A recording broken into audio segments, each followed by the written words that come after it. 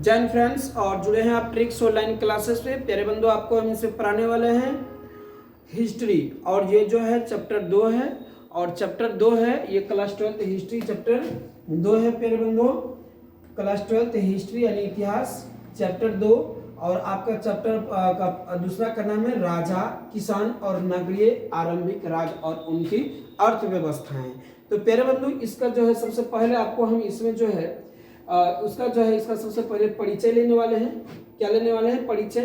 तो परिचय का मतलब क्या होता है, पहले ये बातों को समझ लीजिए। परिचय, देखिए, हर चीज के अपनी एक परिचय होती है, हर चीजों की अपनी एक परिचय होती है। जैसे कि हमने आया और हम बोले कि जैन फ्रेंड्स आप जो है ट्रिक्स ऑनलाइन क्लासेस होती है, हमारा परिचय का आप हमको ट्रिक्स ऑनलाइन क्लासेस पर आप देख रहे हैं, उसी को परिचय होती है। जैसे कि चैप्टर आपका 2 जो है राजा, किसान और उनकी आरंभिक अर्थव्यवस्थाएं यानी राजनीतिक व्यवस्था जो भी है, ठीक है ना, यह एक परिचय है। तो देखिए इस परिचय में क्या है, पहला आप पढ़िएगा ऋग्वेद के काल में। किसका? ऋग्वेदिक काल। इसका एक परिचय हो रहा है कि इस काल में आप क्या क्या पढ़िएगा। तो ऋग्वेदिक काल में जो आप पढ़िएगा, तो यहाँ से एक एमसीक्यू प्रश्न नीचा बनेगा, तो उसको भी ध्यान से सुनिएगा। तो करा ऋग्वेदिक काल, यह वैदिक, इसका जो है 1500 ईसा पूर्व से लेकर 1000 ईसा पूर्व मानी गई है। ऋग्वेद की काल कब से कब मानी गई है? तो ऋग्वेद की काल को 1500 ईसा पूर्व से लेकर 1000 ईसा पूर्व मानी गई है।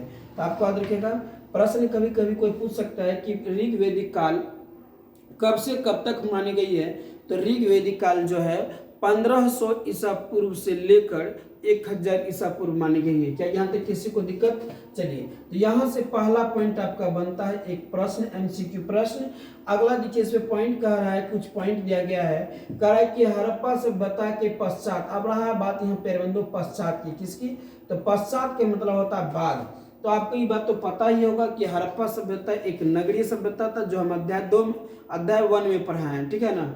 तो इसका भी वीडियो डाल दिया गया, आप वहां से देख सकते हैं। तो कह रहा हड़प्पा सभ्यता के पश्चात भारतीय इतिहास के विषय वस्तु। कह रहा कि इसमें जो आप पढ़िएगा चैप्टर 2 में कि हड़प्पा सभ्यता के पश्चात यानी हड़प्पा सभ्यता के बाद जो है भारत का कैसा विषय वस्तु रहा है, भारत का कैसा विषय वस्तु रहा, यह ऋग्वेद के काल पर आधारित है, यानी केंद्रित है, मतलब ऋग्वेद के काल पर क्या गया है, दिखाया गया है। दूसरा पॉइंट में कह रहा है कि इस काल में ऋग्वेद की रचना हुई थी। किसमें? तो ऋग्वेदिक काल में ही ऋग्वेद की रचना हुई थी, इसलिए इसको सबसे पुराना वेद भी माना जाता है। क्या? तो इसको सबसे पुराना वेद माना जाता है। कौन वेद? तो सबसे पुराना वेद जो है, वैदिक कहिए, वेद नहीं वैदिक कहिए, यहाँ वही हुआ वैदिक। इसको सबसे पुराना वैदिक माना जाता है। क्या माना जाता है इसको? सबसे पुराना वैदिक माना जाता है। किसको? सबसे पुराना। तो आपको पूछेगा कि सबसे पुराना वेद कौन है, तो आप प्यारे बंधु आपको याद रखिएगा कि सबसे पुराना वेद जो है, सबसे पुराना वेद ऋग्वेद है। कौन है? तो ऋग्वेद है। कौन है? सबसे पुराना वेद ऋग्वेद है। और इसमें जो है राजनीतिक, सांस्कृतिक स्थिति को दर्शाता है। किसको? तो राजनीतिक और संस्कृति को दर्शाता है। कौन? तो ऋग्वेद। ऋग्वेद किसको दर्शाता है? फिर तो राजनीतिक को और संस्कृति को। किसके काल के बाद?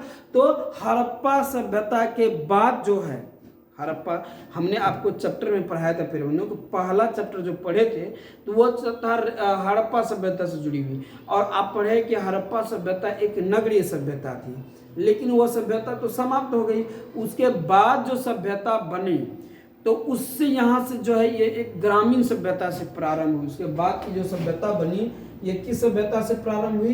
तो फिर से जब नई सभ्यता, दूसरी पीढ़ी की सभ्यता जो नगरी हड़प्पा सभ्यता के बाद जो शुरू हुआ, तो वो कह रहा है ग्रामीण सभ्यता से शुरू हुई। और इसकी ग्रामीण सभ्यताओं से जुड़ी लेकर के तब से लेकर अब तक की बात, राजनीतिक सांस्कृतिक से जुड़ी हुई बात आप ऋग्वेदिक काल में पढ़िएगा। और इसी काल में ऋग्वेद की रचना हुई थी, और यह जो है गायत्री मंत्र से संबंधित है। किससे? गायत्री मंत्र से। प्रश्न आ रहा है अगला कि उत्तर वैदिक काल। क्या कह रहा है फिर? उत्तर वैदिक काल कह रहा है, यह जो है 1000 ईसा पूर्व से लेकर 600 ईसा पूर्व मानी गई है। उत्तर वैदिक काल कब से कब तक मानी गई है? तो 1000 ईसा पूर्व से लेकर 600 ईसा पूर्व क्या गया है, मानी गई है। कह रहा है कि इस काल में, आप देखिए ऋग्वेदिक काल में एक मंत्र का उच्चारण हुआ था। ऋग्वेदिक काल में सिर्फ ऋग्वेद का ही क्या कहता रचना हुआ था। क्या हुआ था? रचना हुआ था, ठीक है, रचना हुआ था, और इसको सबसे पुराना वेद माना जाता है। सबसे पुराना वेदिक कौन है? तो ऋग्वेदिक हो गया। अब देखिए उत्तर वैदिक काल में 3 मंत्र का उच्चारण किया गया, सामवेद, यथर्वेद, यजुर्वेद और यथर्वेद। तो प्रश्न पूछ लेगा कि सामवेद, यजुर्वेद और अथर्वेद किस काल में रचना हुई थी। इसका प्रश्न यहाँ से आ जाएगा कि सामवेद, या पूछ लेगा यजुर्वेद, या पूछ लेगा यथर्वेद। कभी कभी या तो इससे पूछ लेगा यथर्वेद की रचना किस वैदिक काल में हुआ है, किस वैदिक काल में। तो आपको प्यारे बंधु आप कहेंगे किस वैदिक काल में पूछ देगा तो आपको देखिएगा उत्तर वैदिक काल में। तो उत्तर वैदिक काल में 3 वैदिक मंत्र की रचना हुई है। कितना? तो 3। कौन कौन? तो सामवेद, यजुर्वेद और यथर्वेद। सबसे पुराना वैदिक पूछ ले या सबसे पुराना वैदिक वेद पूछ ले तो क्या बोलिएगा? तो सबसे पुराना हो गया ऋग्वेद। कौन हो गया? ऋग्वेद। अब इन दोनों के इतिहास यानी टाइम तो पता हो गया कि ऋग्वेद 1500 से 1000 ईसा पूर्व मानी गई, जबकि उत्तर वैदिक काल में 3 मंत्रों को उच्चारण हुआ, सामवेद, यजुर्वेद और अथर्वेद। और इसका जो शासन काल, इसका उत्तर वैदिक काल का जो समय माना गया, उत्तर वैदिक काल का जो समय माना गया 1000 ईसा पूर्व से लेकर 600 ईसा पूर्व, 1000 ईसा पूर्व से लेकर 600 ईसा पूर्व। अब रहा प्यारे बंधु यहाँ से क्या कहा जाए कि बौद्ध और जैन धर्म का उदय। अब देखिए 600 ईसा पूर्व, लगभग जो है 600 ईसा पूर्व में, लगभग 600 ईसा पूर्व में बौद्ध धर्म, कौन धर्म? तो बौद्ध धर्म और जैन धर्म का उदय हुआ। मतलब उदय मतलब आना, उदय मतलब आया। तो लगभग प्रश्न पूछ लेगा कि लगभग कितने ईसा पूर्व में बौद्ध और जैन धर्म का उदय हुआ था। लगभग आप 600 के आसपास जो मिलेगा आपको, 600 ईसा पूर्व, 600 ईसा पूर्व के लगभग जो मिलेगा तो वहां पर आप टिक कर सकते हैं अपने अपने अनुभव से। तो आपको याद रखिएगा बौद्ध और जैन धर्म का जो उदय हुआ था कब हुआ था? तो 600 ईसा पूर्व में हुआ था। कहा ये धार्मिक आंदोलन ने पुराने धार्मिक विश्वासों को चुनौती दी और नए सिद्धांतों को प्रस्तुत किया। अब देखिए ये जो बौद्ध धर्म जब जैन धर्म आया, यह जो है क्या कहा जाए कि आस्तिक और नास्तिक समझते हैं नहीं, ये लोग जो है मतलब मूर्ति पूजा इत्यादि जो अभी जो पूजा हो रही है इस सब का विरोध किया था। कौन? महावीर स्वामी, गौतम बुद्ध, ये सब विरोध किया था। और इसी समय जो है क्या कहा जाए कि 600 ईसा पूर्व में बौद्ध धर्म आया और उसके बाद जैन धर्म आया। कौन धर्म आया प्यारे बंधु? तो बौद्ध धर्म आया और जैन धर्म आया। कौन आया? तो बौद्ध धर्म आया और जैन धर्म आया। करा ये एक धार्मिक आंदोलन था। करा कि यह आंदोलन जो था धार्मिक आंदोलन ने पुराने धार्मिक विश्वासों को, जो पुराने लोगों को विश्वास था उसका क्या क्या चुनौतियां दे दिया। मतलब एक क्या कहा जाए कि चुनौतियां मतलब कहा जाए कि ये सब कुछ नहीं है, ढकोसला होती है। कौन कहा? तो बौद्ध धर्म और जैन धर्म के अनुसार, बौद्ध धर्म और जैन धर्म के अनुसार इन्होंने एक चुनौतियां दे दिया था। तो यहाँ से एक बात आ रही है प्यारे बंधु, यहाँ से आपको क्लियर हो गया होगा कि बौद्ध धर्म, आपको क्लियर हो गया होगा कि ऋग्वेद का जो समय काल है, ऋग्वेद का जो समय काल है 1500 ईसा पूर्व से लेकर 1000 ईसा पूर्व। क्लियर यहाँ तक? और यह काल जो है नगरीय सभ्यता अर्थात हड़प्पा सभ्यता की बाद की सभ्यता को दिखाया गया है ऋग्वेद में। किसको? नगरीय सभ्यता के बाद यानी हड़प्पा सभ्यता की बाद की जो सभ्यता लिखी गई है, इसकी जो हमको जानकारी मिलती है संस्कृति की, राजनीति को, किस वेद से? तो ऋग्वेदिक वेद से। और इस वेद में ऋग मंत्र का उच्चारण हुआ था जो गायत्री मंत्र से संकलित है यानी कि संबंधित है। उसके बाद होता है फिर उत्तर वैदिक काल। क्या होता है? उत्तर वैदिक काल। अब उत्तर वैदिक काल में 3 मंत्रों को उच्चारण किया गया, समवेद, यथर्वेद और यजुर्वेद। समवेद, यथर्वेद या अजुर्वेद या समवेद, यजुर्वेद या अथर्वेद, कुछ भी कहिए, ठीक है। तो ये 3 मंत्रों का उच्चारण किया गया था या रचना किया गया था, ठीक है ना, रचना की गई थी। किस वेद में? तो उत्तर वैदिक काल में। कब? तो 1000 ईसा पूर्व से लेकर 600 ईसा पूर्व। कहा कि इस समय राजा निरंकुशता की ओर अग्रसर हुआ था और इसी समय जो है उत्तर वैदिक काल में ही राजा जो है निरंकुशता की ओर अग्रसर हुआ था। किसकी ओर? निरंकुशता की ओर अग्रसर हुआ था और महिलाओं की स्थिति में गिरावट हुई थी। तो किस वेद काल में जो है, किस काल में महिलाओं की स्थिति को गिरावट हुई थी, महिलाओं के शिक्षा दर स्थिति को, महिलाओं को स्वतंत्र रूप से जीने की स्थिति पर जो प्रतिबंधित किया गया था किस काल में, तो उत्तर वैदिक काल में। यहाँ से 3-4 पॉइंट आपको याद रखिएगा, कंपटीशन लेवल से स्तर से ये भी आपको पढ़ा रहे प्यारे बंधुओं। और ये तो है क्लास 12 का भले ही, लेकिन आपको कंपटीशन स्तर से लगभग पढ़ा रहे हैं। तो आपको याद रखिएगा कि ऋग वैदिक काल 1500 ईसा पूर्व से लेकर 1000 ईसा पूर्व मानी जाती है। इस वेद का जो ऐतिहासिक और राजनीतिक जानकारी मिलती है हमको, जो जानकारी मिलती है, यह जानकारी नगरीय सभ्यता की बाद की जानकारी हमें प्राप्त होती है, और यहाँ से एक ग्रामीण सभ्यता से प्रारंभ हुई थी। और इस वेद में ऋग वेद का उच्चारण किया गया था या रचना किया गया था। यह सबसे पुराना वेद है जो गायत्री मंत्र से संकलित है। दूसरी पॉइंट में लिखिएगा उत्तर वैदिक काल। क्या लिखिएगा, उत्तर वैदिक काल। अब उत्तर वैदिक काल में 3 वेद की रचना हुए थे। 3 वेद कौन कौन, तो समवेद, अथर्ववेद और यजुर्वेद। समवेद, अथर्ववेद, समवेद, यजुर्वेद और अथर्ववेद। और इसी वेद में जो राजा निरंकुशता की ओर अग्रसर हुआ था, और इससे महिलाओं की स्थिति क्या हो गई थी, खराब हो गई थी। यहाँ तक किसी को दिक्कत लिखिए, हर बार नहीं कीजिएगा, आराम से पढ़िएगा तो फिर आपको समझ में आएगा प्यारे बंधुओं। ओके, अगली बात की ओर चलते हैं। तो कह रहा है कि चतुर्ण व्यवस्था, और इसी में जो है चतुर्वर्ण व्यवस्था। क्या प्यारे बंधुओं, यहाँ कह रहा है कि चतुर्वर्ण व्यवस्था, और इस वेद में जो है वर्ण के अनुसार जातियों को 4 वर्ग में बांट दिया था। इस वेद में जो है वर्ण के अनुसार जातियों को 4 वर्ग में बांट दिया था, ठीक है ना। ब्राह्मण, शूद्र, वैश्य, और एक क्या था, ठीक है ना, एक और है, ध्यान से हटिए, फिर हम देख लीजिएगा, ठीक है। तो क्या है, चतुर्वर्ण, इस व्यवस्था में जो है जातियों को 4 वर्ण में बांटा था। कितने, 4 वर्णों में, इसलिए इसको चतुर्वेद कहा गया। कौन कौन, ब्राह्मण, शतपथ ब्राह्मण, और शूद्र और वैश्य। इस तरह से जो है प्यारे बंधुओं क्या कहा जाए कि जातियों को 4 वर्णों में विभाजित किया था, इसलिए इसको चतुर्वर्ण व्यवस्था भी कहा गया। कह रहा है कि इसकी स्थापना हुई जिसे जाति व्यवस्था को मजबूरी की, जाति व्यवस्था को एक मजबूर कर दिया, और जाति व्यवस्था को 4 वर्गों में बांट दिया। कितने वर्गों में बांट दिया, 4 वर्गों में बांट दिया। कह रहा है कि बौद्ध और जैन धर्म का उदय, और इसी समय 600 ईसा पूर्व में बौद्ध और जैन धर्म का उदय हुआ था। यह बात पढ़ा दिए। अगला कहा कि महाजनपदों का उदय। अब देखिए इसी समय में 16 महाजनपद हमारे सामने आए थे। कितने महाजनपद, 16 महाजनपद। अब देखिए महाजनपद क्या होता है, जैसे मान लिया जाए कि एक छोटी सी टोली बन गया 5 गो गांव का, या 7 गो गांव का टोली बन गया, तो इसको हम लोग कहेंगे जनपद। क्या बोलेंगे, जनपद। क्या बोलेंगे, जनपद। अब इसी तरह से फिर अगल में कहीं गांव है, यहाँ पर 4-5 गांव है, तो यह हुआ एक अलग जनपद, यह हुआ एक अलग जनपद। फिर एक अलग इधर से गांव बन गया, ठीक है ना, एक अलग गांव बन गया, ये एक हो गया अलग जनपद, ये हो गया अलग जनपद।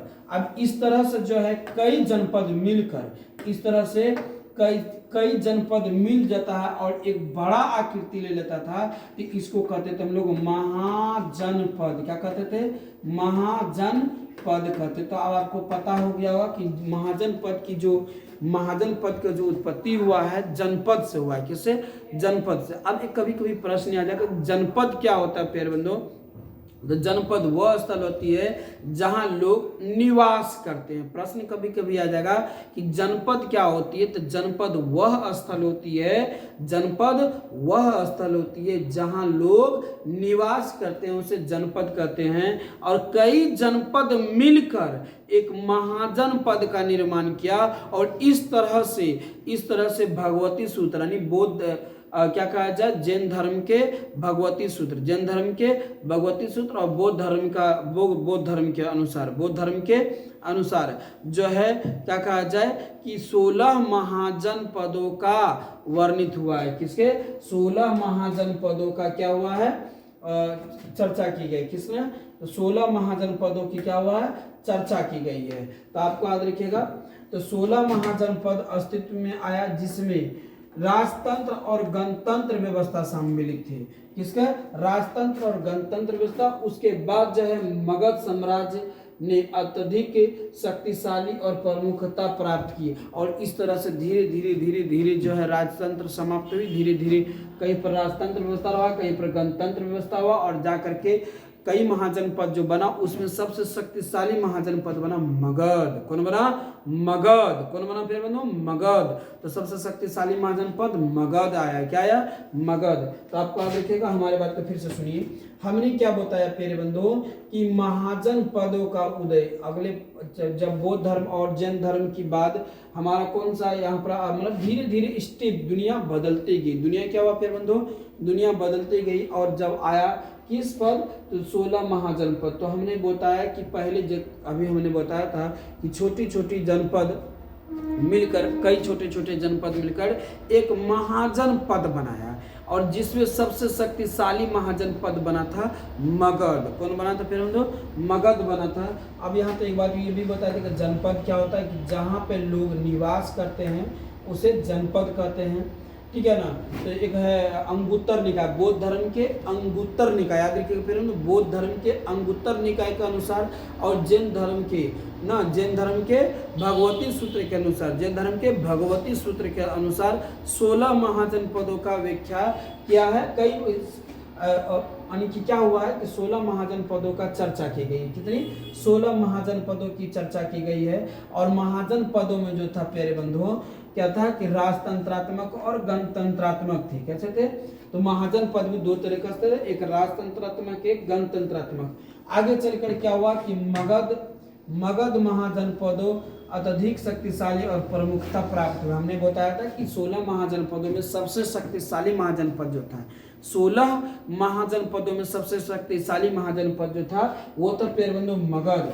अब उसके बाद जब आगे चलकर कालांतर में ही मगध में ही मौर्य साम्राज्य की स्थापना हुआ। मगध में ही क्या हुआ कि मगध में है प्यारे बंधु कालांतर में जाकर के मौर्य साम्राज्य की स्थापना हुआ। ठीक है ना। मौर्य साम्राज्य के, और मौर्य साम्राज्य की जो स्थापना माना गया वो लगभग 320 से लेकर 320 से लेकर 322 ईसा पूर्व दिया गया है। ईसा पूर्व दिया गया तो लगभग इसमें लगा हुआ फिर लगभग। तो आप इसके डिफरेंस में जो है और जो है क्या कहा जाए कि आसपास में समीप में आप चुन करके जवाब दे सकते हैं कि मौर्य साम्राज्य की जो स्थापना हुआ था 322 ईसा पूर्व में हुआ था। मौर्य साम्राज्य की स्थापना कब हुआ था? 322 ईसा पूर्व में हुआ था। कह रहा है कि 322 लगभग 322 ईसा पूर्व में चंद्रगुप्त मौर्य ने, किसने? चंद्रगुप्त मौर्य ने मौर्य साम्राज्य की स्थापना किया था। कौन किया था फिर बंधु? तो मौर्य साम्राज्य की, यहाँ से भी एक पॉइंट आ रहा है कि मौर्य साम्राज्य की स्थापना किसने किया था? तो मौर्य साम्राज्य की स्थापना चंद्रगुप्त मौर्य ने किया था। कह रहा है कि मौर्य साम्राज्य से लेकर गुप्त साम्राज्य तक की राजनीतिक और आर्थिक की विवेचना इसी अध्याय में की गई है। कहाँ से? तो मौर्य साम्राज्य से शुरू हुई है इस अध्याय में और गुप्त साम्राज्य तक की जो चर्चा हुई है क्लास 12 के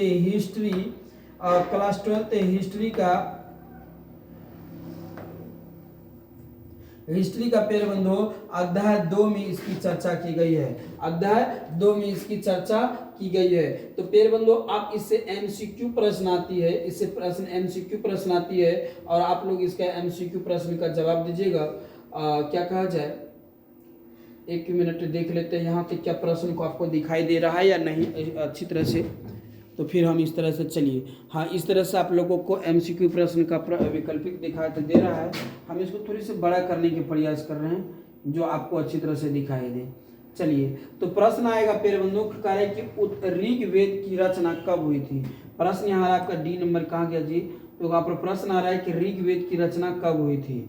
ऋग्वेद की रचना कब हुई थी? तो हमने बताया था कि ऋग्वेद की रचना जो है 1500 ईसा पूर्व से लेकर 1000 ईसा पूर्व। तो ऑप्शन यहाँ पर क्या हो जाएगा प्यारे बंधुओं? तो ऑप्शन ए हो जाएगी। अगले प्रश्न आ रहा है, ध्यान से पढ़िएगा और फिर जवाब दीजिएगा। हर एक पॉइंट के बाद हम एक एमसीक्यू प्रश्न को रखे हैं। प्रश्न कर रहा है कि उत्तर वैदिक काल में किस वेद की रचना हुई थी? ऋग्वेद की, सामवेद, यजुर्वेद, अथर्ववेद या ब्रह्म संहिता या उपनिषद, किसकी रचना हुई थी प्यारे बंधुओं? उत्तर वैदिक काल में। तो हमने बताया था उत्तर वैदिक काल में सामवेद, यजुर्वेद और यथर्ववेद। ऑप्शन नंबर क्या हो जाएगा प्यारे बंधु बोलिए? तो ऑप्शन नंबर बी हो जाएगा। अगले प्रश्न है, ध्यान से पढ़िएगा, सभी का एमसीक्यू प्रश्न है, हर एक पॉइंट के बाद एमसीक्यू दिए हैं। प्रश्न है कि महाजन पदों में किस महाजन पद ने सबसे अधिक शक्तिशाली और प्रमुख रहा था। तो हम इस तरह से बताए थे कि जो कई जनपद मिलकर एक महाजनपद बना था, कई जनपद मिलकर एक महाजनपद बना था, जिसमें से भगवती सूत्र के अनुसार, जैन के भगवती सूत्र के अनुसार 16 और बौद्ध के अंगुत्तर निकाय के अनुसार 16 जहाँ महाजनपद थे। और इस दोनों में जो है सबसे शक्तिशाली पावरफुल जो है महाजनपद बताया गया था, वह बताया गया था प्यारे बंधुओं मगध को। तो ऑप्शन नंबर इसमें क्या हो जाएगा, तो ऑप्शन नंबर क्या हो जाएगा प्यारे बंधु बोलिए, तो ऑप्शन नंबर बी हो जाएगा। ऑप्शन नंबर क्या हो जाएगा, तो ऑप्शन बी हो जाएगा। अगले प्रश्न आ रहे हैं, यहाँ पर से ध्यान से पढ़िएगा। अगला प्रश्न करा है कि भारत में, क्या है प्रश्न प्यारे बंधुओं, कि भारत में बौद्ध और जैन धर्मों की शुरुआत किस काल में हुई थी। कह रहा है कि भारत में जो है बौद्ध और जैन धर्म कब आया था। तो हमने बताया था कि जब वहाँ पर हम चैप्टर को पॉइंट को ले रहे थे कि ऋग वैदिक काल जो है ये 1500 ईसा पूर्व से लेकर 1000 ईसा पूर्व बताए थे। उसके बाद बताते हैं उत्तर वैदिक काल में 3 वेद का रचना किया गया था, समवेद, यजुर्वेद और अजर्वेद, समवेद, यथर्वेद और यजुर्वेद। और इसका जो रचना काल बताए थे 1000 ईसा पूर्व से लेकर 600 ईसा पूर्व। अब यहाँ के बाद जो चला था बौद्ध और जैन धर्म जो आया था लगभग 600 ईसा पूर्व में आया था। तो यहाँ पर क्या हो जाएगा, तो 600 ईसा पूर्व से लेकर 300 ईसा पूर्व, 600 ईसा पूर्व से लेकर 300 ईसा पूर्व जो है प्यारे बंधुओं किसको, तो बौद्ध धर्म और जैन धर्म का उदय हुआ था। बौद्ध धर्म और जैन धर्म का उदय हुआ था। हर प्रश्न का 5 गो जो है एमसीक्यू प्रश्न दिया गया, हर एक पॉइंट के बाद, हर एक पॉइंट के बाद 5 एमसीक्यू प्रश्न दिया गया है। और आप हमारी क्लास के ध्यान पूर्वक पढ़िएगा। हम एक बातों को कई बार रिपीट करते हैं प्यारे बंधुओं, ताकि विद्यार्थियों को दिमाग में अच्छी तरह से याद हो जाए। तो आपको धैर्यता के साथ पढ़िएगा, तब फिर आपको प्रश्न का जवाब आप दे पाइएगा। कह रहा है कि मौर्य साम्राज्य की स्थापना किसने की थी। प्रश्न है कि मौर्य साम्राज्य की स्थापना किसने की थी। चंद्रगुप्त मौर्य, अशोक, बिंदुसार और कह रहा है कि समुद्रगुप्त। तो प्यारे बंधु हमने बताया था कि मगध में जो है चंद्रगुप्त मौर्य ने मौर्य साम्राज्य की स्थापना किया था। तो इसमें कौन किया था, तो मौर्य साम्राज्य की स्थापना चंद्रगुप्त मौर्य ने किया था। किसने किया था प्यारे बंधु, तो चंद्रगुप्त मौर्य ने किया था। अब आपका अगला प्रश्न यहाँ से आ रहा है, ध्यान से पढ़िएगा इस बातों को। हम पढ़ाते हैं प्यारे बंधु, यहाँ सब चलती है पॉइंट की बात, वो तो चल रहा था परिचय। यहाँ से होती है आपका चैप्टर की शुरुआत, यहाँ से होती है आपकी चैप्टर की शुरुआत।